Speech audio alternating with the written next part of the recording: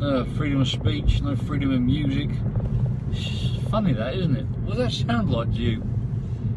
You can't say what you like, you can't listen to music on the internet in the background. It sounds so much like that documentary I saw on Saudi Arabia. The Sharia police go around nicking people that play music in the street. You can't speak out about the raging beheadings in the streets. People just being carted off into prisons without anyone knowing which prison or why they're in prison. Sounds very familiar, that, doesn't it? In fact, it sounds so familiar that it's almost like it's on my doorstep. Not here in where I am, I mean like on my country's passport's doorstep. The jailing of Tommy Robinson, and the media restrictions on broadcasting about this case, which I've never seen in my lifetime. Never seen this. And no politicians in Downing Street have come out. They've got over 500,000 signatures now. 500,000 people. There's people protesting. So I've seen, if I miss your country out, I'm sorry, Denmark, Sweden, Germany, Australia's a big one, America's a big one, well, they're all big ones. Israel, Holland. It's only what I've seen when we've done a lot of looking on the internet. I've seen a lot. I'm starting to question, you know, what's going on around.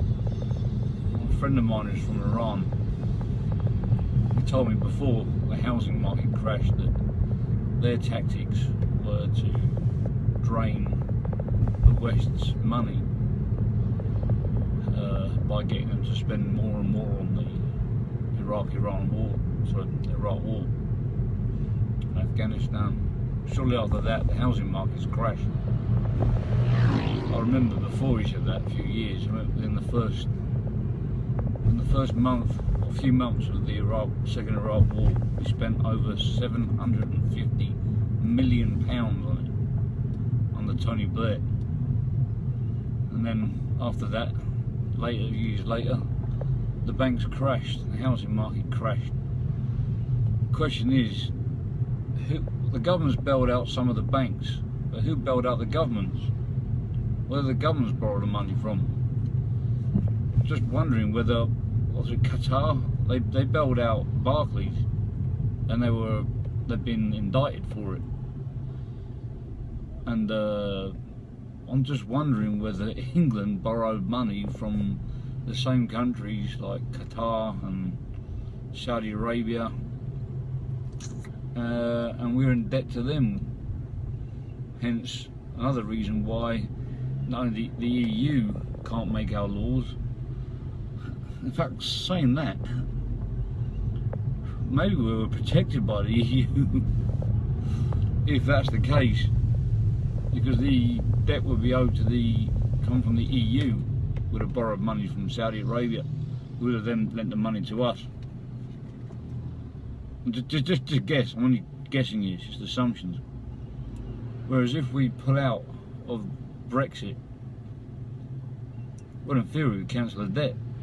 If we divorce Brexit, we have no debt with the EU, hence we have no debt to any Saudi countries that, I'm only alleging this, I don't know if it's true or not, but it would make sense, because when nothing makes sense, it does make sense to somebody. Just, you know, obviously we're restricted to what we know and what we're told. How a judge can pass and know, I mean, was this a Crown Court judge? Do they have the power to tell the whole country not to broadcast on a mainstream media page? I'm sure they'll have to go to the High Court.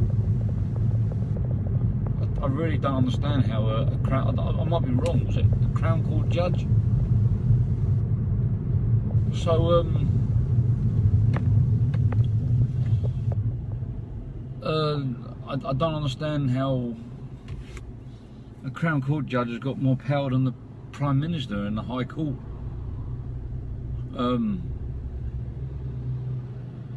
But anyway,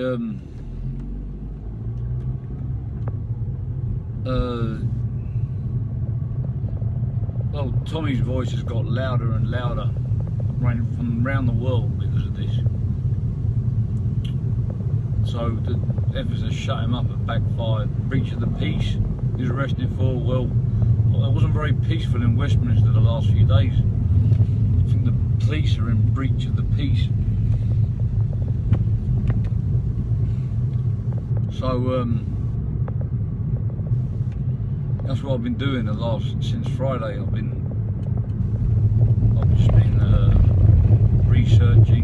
been researching, posting. I've no doubt that some of my posts could probably get me nicked if I was in England, because I mean some of the laws which have been passed, they got laws that I didn't really realise this. I've been watching a few things. They got this Twitter police set up. They said that they're going to crack down, that nobody's safe hiding behind a laptop. We will come after you, like for people with these Twitter posts.